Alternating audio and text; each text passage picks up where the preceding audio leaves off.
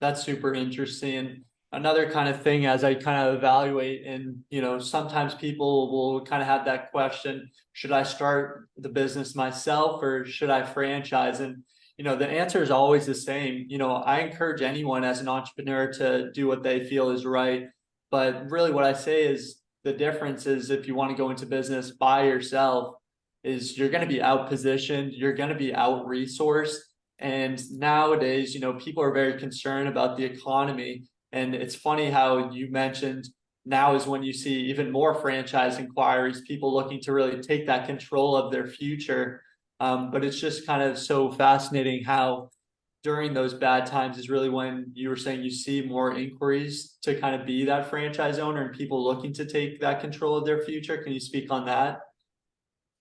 Yeah, no, that's a good observation and something that I've seen over the years, which is the weaker the economy gets or the more layoffs you're hearing about or just are happening, that becomes this preface for people to, that 70% that Dennis Schooley mentioned that want to be entrepreneurs, those Yeah. people that are sitting on the sidelines thinking about it now are watching the guy across the hall get walked out of the office and saying, all right, this is the Yeah. moment for me to take advantage or just that extra push to get into it. So Yeah. the weaker the economy gets, the more people do want to take that step and Huh. become entrepreneurs and get into business for themselves. So Yeah. I would say franchising in general is starting to see some of that. I think you'll hear from franchisors that a lot of us had a good year bringing new people into the system this year as a result of all of the pending layoffs that you're hearing about in corporate America.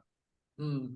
Yeah, that's really interesting. We were kind of talking about the other day how private equity, some people have good ideas, some people have bad ideas, but what's really so powerful is during those bad economic cycles. So I always say, and we've really, before the last couple of years, we've been in a real good economic cycle for a long time. We're overdue for like two recessions at this point, I think, according to a lot of financial advisors. This is not financial advice, but when you have that private equity money, when you have a parent company during those down economic cycles, when those other businesses collapse, you guys are able to really if you make it through the other end, you end up 10x stronger almost from having those resources in place. So I think it's just the idea that's so powerful of being in business by yourself, but not for yourself and still having those systems in place. And then, people like to say, oh, but it's going to limit my financial return. But no, you're going to be able to see what those financials look like. So we'll see if you're comfortable with the decision. And